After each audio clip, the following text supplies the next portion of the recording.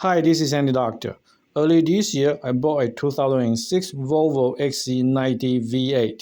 This car has a Haldex 3 all-wheel drive system, so as usual, I head over to FCP Euro and bought a Haldex 3 service kit. The kit has issue and you should not use them as is. So this is the cap you get, this is a seal you get, this is the original cap and this is original seal. Now the cap is slightly bigger and I do not know other people. I could not put it in. This one I think is for Haldex 4 anyway, but I did use the new seal. Unfortunately, it leaked. And then today I look at it carefully.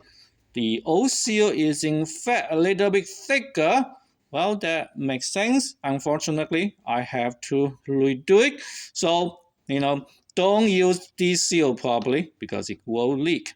Hopefully, this is helpful for you. If so, I hope that you can like this video or even better, subscribe to my channel. Thank you for watching. Bye-bye.